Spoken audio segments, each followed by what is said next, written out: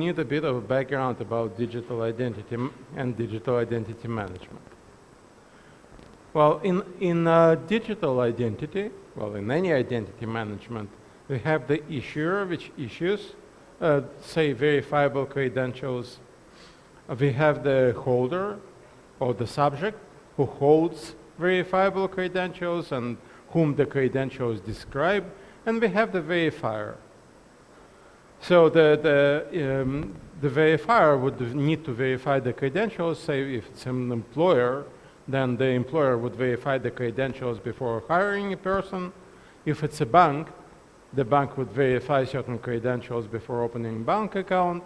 In general, a verifier verifies the credential before providing some services.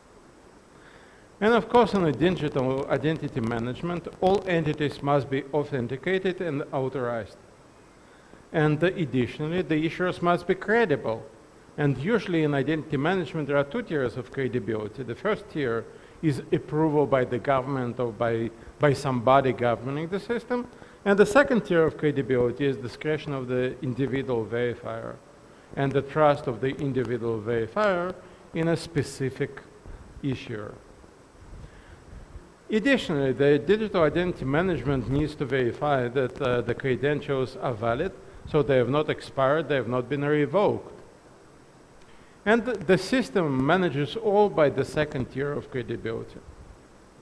So now let's take a look at the trend and different types of identity management systems. It all started from the classic centralized model, in which very few verifiable credentials are issued by the government, such as just passport. So the government was both issuing the credentials were usually stored by the government, well, it depends, of course. So the verifier would need to contact the government in order to verify, say, that the credential is still valid. What's the problem with this model? It's mostly the proliferation of issuers. A government cannot issue everything, right? It's individual universities that issue diploma. It's individual, say, insurance providers that issue certificate of insurance. So the system doesn't scale with respect to the proliferation of issuers. And of course, issuers are inherently decentralized as well. And there is also a question of the schema, the format of the credentials, right? Because the same format, who determines the format of the credentials? That's one of the bigger questions in the area of digital identity management. Okay, so after the centralized system, centralized model, we had the multiple silo model. Multiple silo model means that the issuers break down into many individual issuers, right? And so each employer, each university, each healthcare institution, each insurer company, and of course, like Facebook and Google are also issuers in a way, right? So we had this proliferation of issuers, and every single issuer would provide its own rules, its own schemas and formats, its own access control, and so on. So there are two problems here. The first problem is a poor holder. Now the poor holder needs to sort of keep track of so many different credentials of so many different issuers, and it's totally non-homogeneous, so many different rules, right? And the second problem is that the silo model gave too much control to individual issuers, like Facebook, who can now collect information about individual holders. So why do they collect information about individual holders? Because each time they issue diploma, they would store information. But not only this, each time a verifier would need to verify the credential, it would need to go to the issuer, and now the Facebook knows, oh, but you're applying for a certain job. Oh, but you are buying something, you're opening account in that particular bank, or you are buying something from Amazon. So that's an issue for privacy. Then later people came up with a federated model. So in the federated model, there is a federation of issuers. Usually it's countries, but it doesn't have to be. It can be a federation of any organizations. But in this example that you can see, it's countries. So in the federated model, each country authorizes issuers in that country, and each country has a node. Sorry. Each country has a node in the network of issuers, storing verifiable credentials that have been issued in that particular country. And then, so first the country authorizes the issuer, then the issuer would be issuing the VC to the holder. And then the verifier contacts the node of its own country, which contacts the node of the holder. So please consider the following scenario. People are, say, migrating. In Europe, it's very common that people are either migrating or traveling between the countries. So, well, it could be proof of employment, it could be health insurance, right? So you have health insurance issued in one country, but it needs to be verified in a different country. So how it's done? Say, I live in Norway, I travel to Spain, and I need some healthcare services in Spain. Then the healthcare provider in Spain would contact the node of Spain, participating in the federated model, and the node of Spain through the network will go to the node of Norway, and the node of Norway would have the record that indeed I have been issued, say, healthcare insurance in Norway. So this is federated model. So in terms of advantages and disadvantages, the federated model enforces homogeneity. Well, that's the same as the centralized model, right? So there is no proliferation of different rules. And, but there is another advantage. Issuers do not participate necessarily in the verification. The verification is done through the network of nodes. So the credentials are stored, the verifiable credentials are stored on the nodes of the network, not on the issuer. And that's an advantage because so issuers are not able, in terms of privacy, issuers are not able to track what the holder is doing. But it also has shortcomings. So the first shortcoming is, like in the centralized model, government still needs to be in control of issuers. The second problem is the holders do not participate in the verification. So what's the problem with that? Well, first of all, they don't know, they don't control with whom the credentials are shared. Maybe it's Facebook that's asking about some information about me, and I don't want to share information with Facebook. Well, as a holder, I do not get to decide. It's the node in the network which would be deciding with whom to share the information. And the second, it's even worse because as a holder, I would not be even informed about the verification attempt.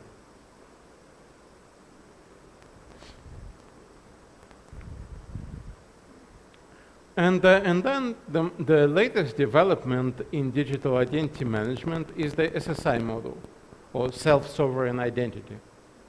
In self-sovereign identity, each holder has a data wallet to keep his or her verifiable credentials. And the data wallet stores the credentials and manages the credentials and shares the credentials on behalf of the holder. However, a holder takes the decision with whom to share the credentials. So regarding each individual verifier, the holder may decide whether to share the credential or not. And the verification process also involves global public registry accessible to all. So in this illustration, you can see that first the employer or the issuer issues the credential to the holder, and the credential is stored in the wallet. And then the credential is sent by the wallet to the verifier. However, the issuer also stores some information in the registry when providing the credential. And the verifier doesn't go to the employer. It only checks with the registry, not with the employer. And the purpose of the check is the validity, is the credential still valid? Maybe it has been revoked.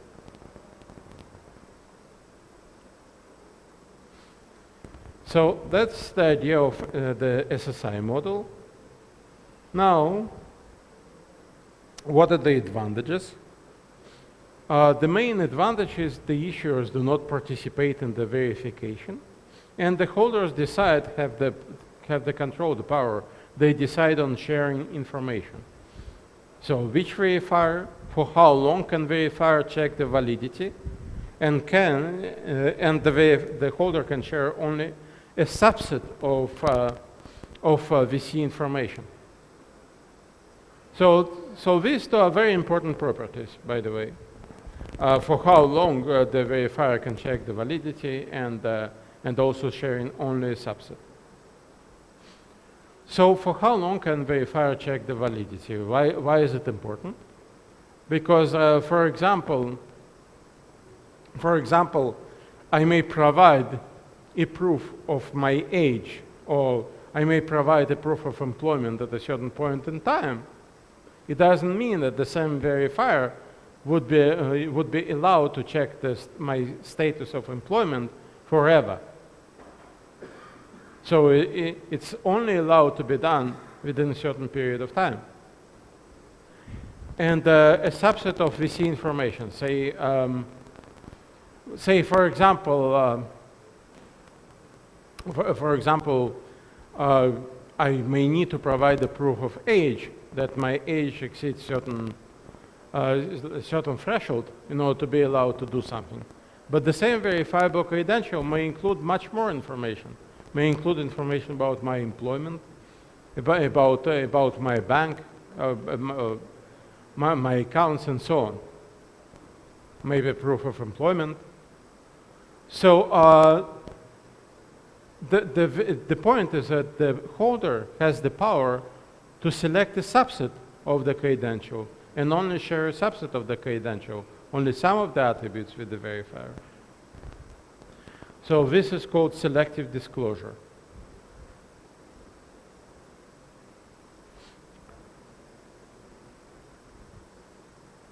So one of the challenges in the SSI model is how to manage the registry and what role the registry plays, what information is stored there. And as you can perhaps guess, blockchain plays an important role in this context.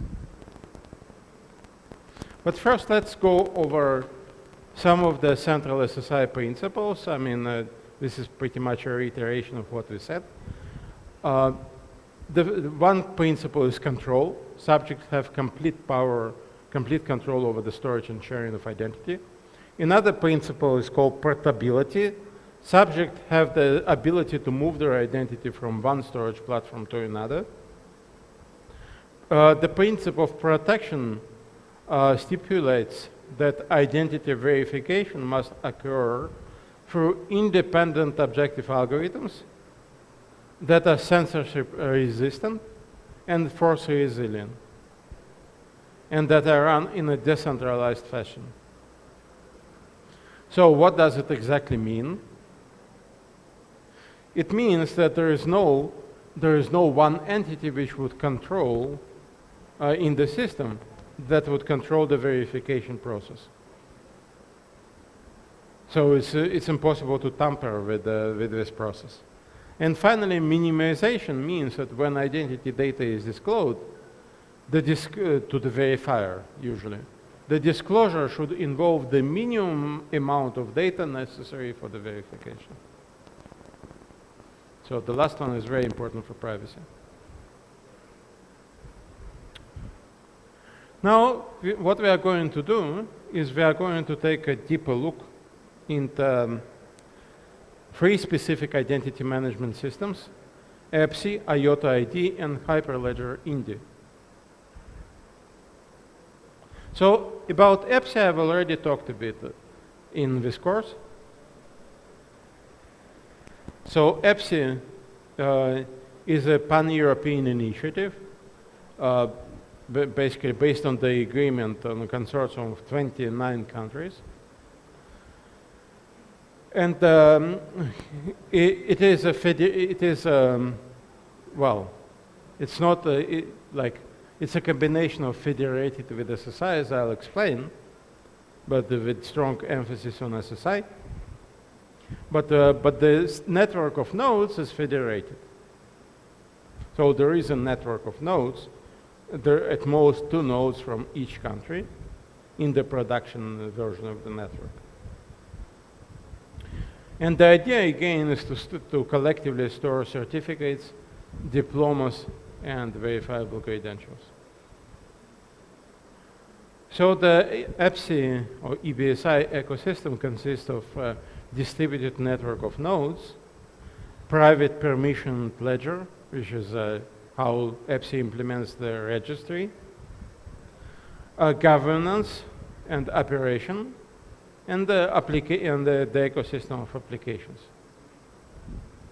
As of now, the network includes 20 production nodes and 42 pilots now. So before rolling out the production network, they started with the pilot network. And now the 2 networks coexist. So how is blockchain used in EPSI? In EPSI, the ledger is replicated on all nodes in the network. The ledger uses proof of authority based on the Hyperledger Besu technology. So Hyperledger Besu is an interesting combination of Hyperledger and Ethereum, in fact. So it uses some, like a lot of the Ethereum technology, but without gas. It also provides the ability to run Ethereum contracts, but again, without gas verification because it's controlled. And all of this is retrofitted and converted to match the Hyperledger framework. So that's Hyperledger Besu.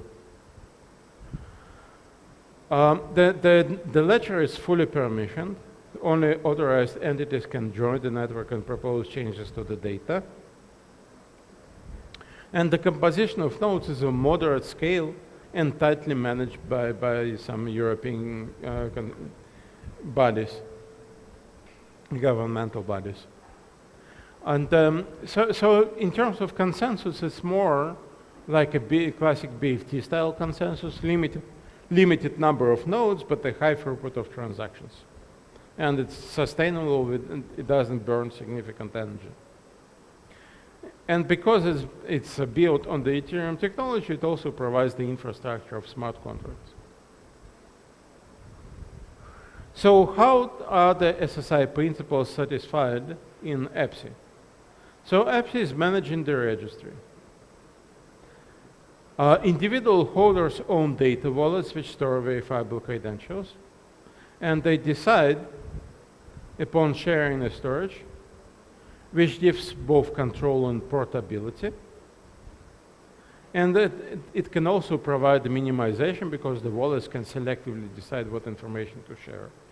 It is not fully decentralized, however, because the registry is tightly controlled and not publicly accessible. Every single issuer must be appointed by the governing body. However, it's a practical compromise, so there would be more data-sensitive applications where it may not be a good idea to disclose the ledger to the entire world, and therefore it may be more practical to use not a fully SSI compliant model, but a bit more controlled model compared to SSI. So that's about EPSI. Now let's take a look at IOTA ID and the Hyperledger INDI. So IOTA ID uses permissionless ledger for the purpose of the registry. In IOTA ID, anyone can become an issuer, which is an interesting concept. Like two friends can, without problem, be issuing certificates to each other. But of course, so again, the critical point, of course, is the trust of the individual verifier in the individual issuer. But again, no control on who can become an issuer. Now the ledger stores actually a lot of information. It stores individual identification information, such as public keys, but also a lot of metadata for the purpose of authentication. So the authentication is done by fetching information from the registry and verifying the correctness. This is the INDI, which is based on Hyperledger, took a completely different approach. So Hyperledger means permissioned, of course. In INDI, there are dedicated stewards, appointed nodes in the network, which authorize who can become an issuer, but not only this. After an issuer has been assigned, still some operations by the issuer, say more critical credentials, would require special approvals. Now, the ledger doesn't store information for everyone. It only stores information for the issuers, not for the holders. And in INDI, holders need to register with the individual issuers out of band. So how it's done, it's between the holder and the issuer. It's not supported by the identity management system.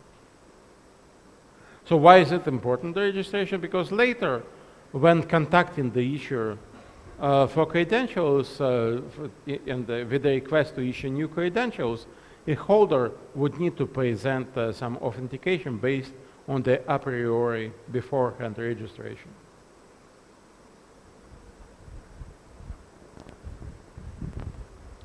So both systems are reasonably popular. So, for example, for INDI, there was a large-scale pilot where about 100,000 users were involved. And for EPSI, actually, the system is already operational, and it already handles some non-insignificant sort of migration between the countries in Europe.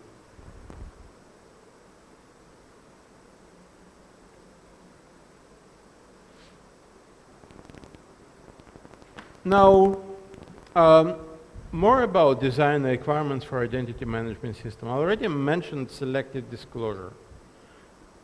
So what happens is that there is verifiable credential, which is what the issuer gives to the holder. But what the holder gives to the verifier is called verifiable presentation.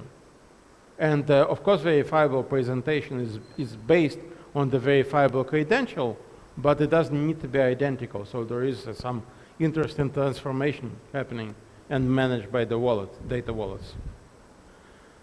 So in IOTA ID, a verifiable credential may include the values of the attributes issued, but instead it may include hashed value for some of the attributes, of course using cryptographic hashes. What's the point? The point is that later a holder may decide to share hashes with the verifier, and by doing that, to hide the actual value of the attribute. This is done, for example, this is in the context of selective disclosure. So So this way, the holder can hide the actual value. For example, if the credential contains both, say, the name and deployment status, then the holder may decide to share the hash of the employment status. So this way, the verifier would be able to verify that the hash is correct, and therefore the credential has not been tampered with. But on the other hand, the verifier would not be able to learn about the employment status itself. In Indy, they take a different approach. In Indy, verifiable credentials include what's called blind signature, set another cryptographic primitive, while verifiable presentations use zero-knowledge proofs. So why does it need to be so complicated? Because it provides additional guarantees for data privacy. So in Indy, instead of disclosing values, a holder may include claims in the form of zero knowledge and put those claims in the verifiable credential. So instead of disclosing my age, I can put a claim that my age is above 21 or any specific number. So the claim would be verifiable, but the verifier would not be able to know which number above 21 represents my actual age.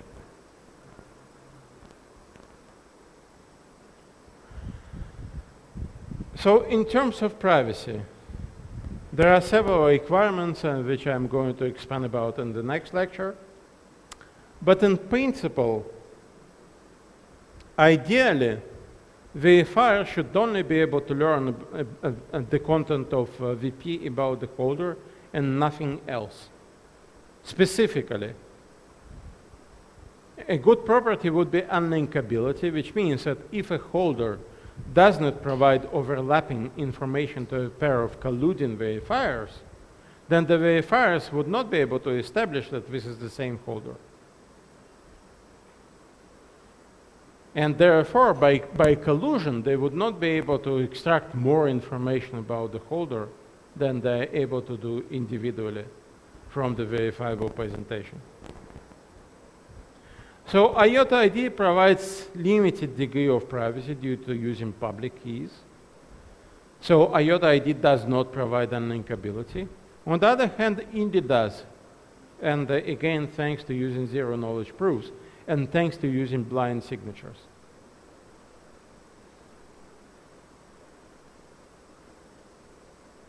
So blind signatures that belong to the same holder cannot be used to link, they cannot be used to identify or to detect that it's the same holder. And another key design requirements for identity management system is a scalable support for revocation.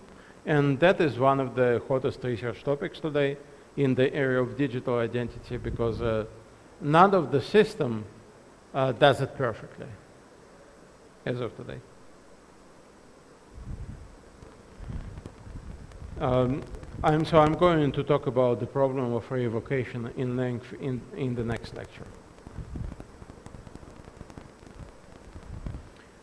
So how do we implement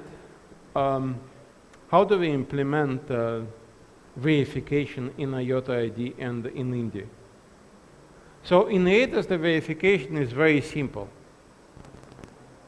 In EIDAS, all verification is done by the nodes in the EIDAS network. In IOTA ID and in Indy, it's much more complicated. So authentication of entities requesting information, how is it done? In IOTA ID, the subject will generate and send digital signatures to issuers and verifiers, and the verifier entity would retrieve the information about the subjects from the ledger and verify the digital signatures. While in India, subjects generate and send digital signatures to issuers and verifiers, but they are only able to do it with the entities they have been registered with in the past. And the verifying entities would verify the signature using the out-of-band registration. In terms of authenticity of information provided, so in IOTA ID, the verifiers would look at the digital signatures in VPs and the issuer digital signatures in VCs. In India, verifiers would need to verify zero-knowledge proofs, providing an evidence for subject ownership of blinding link secrets, again the blinded signatures, and would also need to verify issuer digital signatures provided in verifiable credentials. So for credibility in both systems, I mean in all systems, each verifier needs to autonomously decide which issuer to trust. However, in India, there is an additional layer of trust. Every issuer must be authorized by a steward. And finally, for the validity of the shared VPs, in IOTA ID, verifier would be using, would be checking the evocation status of VC using bitmaps, and while in India, verifiers would verify zero-knowledge proofs to check the evocation status of VCs. So there is a difference here, and the second part of the lecture would be focused exactly on how the validity is checked and how the evocation is done. So at this point, I would like to thank you. So this is end of the first part of this lecture.